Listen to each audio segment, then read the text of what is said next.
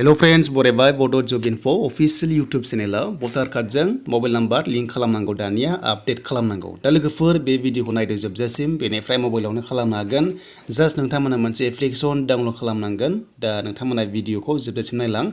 दा जोंहा voter card बेनिफ्राय Aadhar card update खालामनाया link खालामनाया जागासिनो दङ आरो जायफ्रा खालामाखै भिडिअ नायनानै खालामबानो जाबाय descriptionआव दा मबाइलावनो खालामनो हायो बयबो खालामदो थाइसेबो रां नाङा आरो पेन कार्ड आधार कार्ड नोंथांमोना सिगां खालामनायाव लास्ट डेट बारदोंमोन आरो दायो खालामबा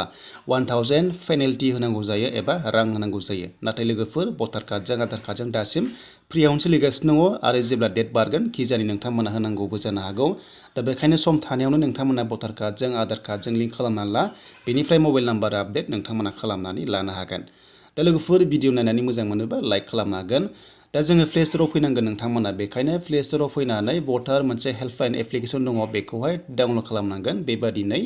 दा बे जाबाय मोनसे गभर्नमेन्ट अफ इन्डियानि इलेक्शन कमिसननिफ्राय एप्लिकेशन दा जों अपेनाव जों क्लिक खालामनांगोन आरो नोंथांमोना पासवर्डखौ होना लाबानो जाबाय रेजिस्टार खालामनानै दा बेनि सायाव नोंथांमोना रोंखायो पासवर्डआ आं स्क्रिनाव एग्जाम्पल होगासिनो दङ बेबादि रोखोमनि होबानो जाबाय दा आं बेयाव डाउनलड खालामखाबाय नालाय डाइरेक्ट बेबादि ओंखारबाय नोंथांमोना प्ले स्टोराव थांनानै भटार्स हेल्पलाइन डाउनलड खालामबानो जाबाय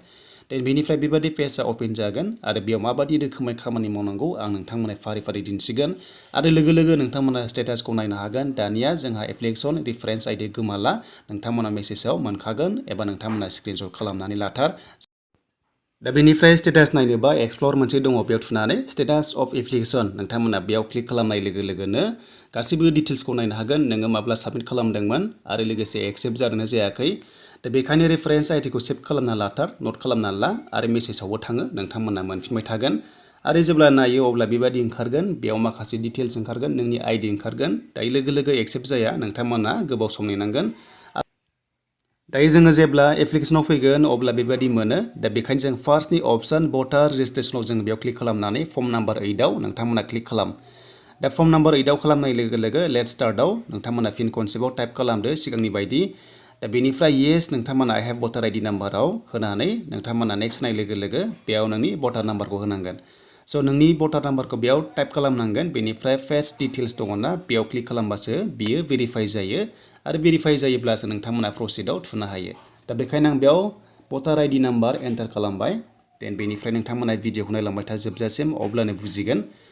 दा जोङो फेस डिटेल्सआव थुनाय लोगो लोगो जायो नालाय देन बेनिफ्राय जोङो प्रसिडआव जोङो बे गाहायनि प्रसिडआ बेयाव नोंथांमोना क्लिक खालामना होदो दा प्रसिडआव क्लिक खालामनाय लोगो लोगो जोंहा गुबुन प्रसेसआव थांनो हासिगोन दा प्रसिडआव थुनाय लोगो लोगो बेयाव नोंनि गासैबो डिटेल्सआ श' जायो नोङो बबेया भट होयो मायो बेनिफ्राय जों नेक्स्ट मोनदों गाहायाव जों नेक्स्टआव जों क्लिक खालामनांगोन बेनिफ्राय खालामबाय नामा नोंना ओंखारखागोन जेबो टेनसन गैया ओंखारखागोन बेनिफ्राय जोंहा माखासे डिटेल्स जोङो आपडेट खालामनांगौ जायो भटार कार्ड नोंथांमोना आधार कार्ड नाम्बार बेयाव आपडेटबो खालामखानो हायो दा बेखायनो आधार डिटेल्स दङना बेयाव नोंथांमोना आधार कार्ड नाम्बार दङबा होनांगोन गैयाब्ला नोंथांमोना गाहायनि अप्शन बक्सआव टिक मार्क होबानो जाबाय आरो दङब्ला आधार कार्ड नाम्बारखौ नोंथांमोना होनानै आपडेट खालामफानो हाखाबाय बेयावनो बेनिफ्राय मबाइल नाम्बार गाहायाव मोनदों एप्लिकेन्ट नोंथांमोना मबाइल नाम्बार एप्लिकेन्ट ब्रेकेट मोनदों बेयाव एप्लिकेन्टनि मबाइल नाम्बारखौ नोंथांमोना होनांसिगोन दा बेनिफ्राय जुदि आरो होबावनो गोसोब्ला नोंथांमोना सोरबा न'खरनि फेमिलिनिखौ रिलेटिभनिखौ गाहायाव होनो हायो बेजों लोगोसे इमेल आइडि नोंथांमोना होनो हायो गोसो दङब्ला होआबाबो जेबो नङा बे नोंथांनि सायाव थाबाय बेनिफ्राय नोंथांमोना नेक्स्टआव थुनाय लोगो लोगो गुबुन प्रसेसआव थांनो हासिगोन दायो जोङो नेक्स्टआव थुनोसो फैदो दा नेक्स्टआव थुनाय लोगो लोगो नोंथांमोना सेकेन्ड नाम्बार बक्सआव कारेक्सन अफ एन्ट्रिस बेयाव नोंथांमोना क्लिक खालामनांगोन मानोना जोङो कारेक्सन खालामदों मबाइल नाम्बार कारेक्सन खालामदों नालाय आरो फट' एड्रेस चेन्जबो खालामनो हायो जेन्डार चेन्ज खालामनो हायो नाथाय मा सासे मानसिया मोनसे टाइमाव मोनथामल' आपडेट खालामनो हायो बेखायनो जों नै बेबादि ओंखारो आरो बेयाव नोंनि नेम जेन्डार बेनिफ्राय बार्थडे ओंखारगोन आरो दा गासैखौबो नोंथांमोना हाजोबा जास्ट मोनथामल' अपसन खालामनो हायो मोनथामनि बारा बेयाव हानाय नङा दा बेखायनो जोंनि खामानिया मा जोङो खालामगोन मबाइल नाम्बारसो आपडेट खालामगोन बेखायनो जों गासैखौबो टिक होनाङा बेबायदि दा जों जि खामानिखौ मावनो सानदों बेखौल' जों टिक होनांगोन बेवहाय टिक मार्क होनांगोन दा बेखायनो जोङो मा खालामगोन मबाइल नाम्बार दा बेखायनो जों मबाइल नाम्बाराव फै जोङो सेलेक्ट खालामसै दा नोंथांमोना माबादि रोखोमनि दङ बेयाव नोंथांमोना चेन्ज खालामबाय थानो हायो आरो हमना ला नोंनि बार्थडे बेनिफ्राय रिलेसन टाइप बेनिफ्राय नेम हायो आरो दा बेखौ दोनथ'नानै जोङो दानिया जास्ट मबाइल नाम्बार नोंथांमोना भिडिअखौ नायलांबाय था दा मबाइल नाम्बार मोनसे मोनदों मबाइल नाम्बाराव आं टिक होबाय बेनिफ्राय नेक्स्टआव आङो बेयाव नेक्स्टआव होना होनसै दा नेक्स्टआव होनाय लोगो लोगो जोंहा गुबुन प्रसेसआव फैसिगोन मबाइल नाम्बार आपडेट खालामनाय दा नेक्स्टआव होनाय लोगो लोगो बेयाव मबाइल नाम्बार बिबाय दानिया नोंथांमोना जाय मबाइल नाम्बारखौ आपडेट खालाम सानदों भटार कार्डजों बेयाव नोंथांमोना होनांसिगोन दा बेखायनो बेयाव नोंथांमोना बक्सआव एन्टार खालामदो मबाइल नाम्बारखौ बेनिफ्राय नेक्स्टआव होदो आरो नेक्स्टआव होनाय लोगो लोगोनो फाइनाल साबमिटआव थांसिगोन आरो जेब्ला फाइनाल साबमिट खालामगोन ना अब्ला नोंथांमोनावहाय मेसेज थांखायो आरो बेनिफ्राय नोंथांमोना बे मेसेज रिफारेन्स आइडिखौ दोननानै ला बेखौ लानानैनो स्टेटासखौ नायबाय थानो हागोन नङाब्ला नोंथांमोना दाखालिनि बादि आन्दायगोन बेखायनो जेब्लायबो स्क्रिनशट नोंथांमोना खालामना ला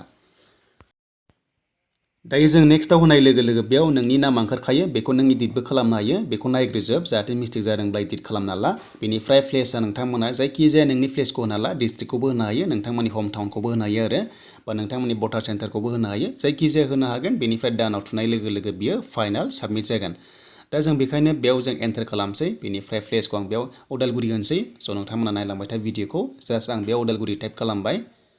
दा बेनिफ्राय जोङो दानाव होनाय लोगो लोगो बियो थांसिगोन साक्सेस जासिगोन आं नै बेयाव मोनसे देखायबावबाय फर्मा बेयाव प्रिभिउ जायो नोंथांमोना प्रिभिउ बेयाव नोंनि मा फर्म फिलआप खालामखो बेयाव गासैबो ओंखारजोबगोन आरो मबाइल नाम्बारा सोरनिखौ होदों ओंखारजोबगोन बेखौ मोजां नायनानै ला बेनिफ्राय लास्टआव कनफार्म खालाम दा कनफार्म खालामनाय लोगो लोगो बियो फाइनाल साबमिट जासिगोन आरो नोंथांमोना रिफारेन्स आइडिखौ मोनगोन मेसेजावबो थांखायो जेब्ला फाइनाल साबमिट जायो दा नै बेबायदि ओंखारबाय नोंथांमोना बेखौहाय स्क्रिनशट खालामना लादो जाहाथे बेखौ लानानै स्टेटासखौ नोंथांमोना नायनो हायो दा बेनिसोमोन दिनैनि मबाइल नाम्बार लिंक खालामनाय भटार कार्डजों नोंथांमोना भिडिअ नायनानै माबायदि मोनखो कमेन्ट्स खालामदो आरो चेनेलाव गोदानै फैदोंब्ला साबस्क्राइब खालामना लादो बड' जब इनफो अफिसियेल इउटुब चेनेलाव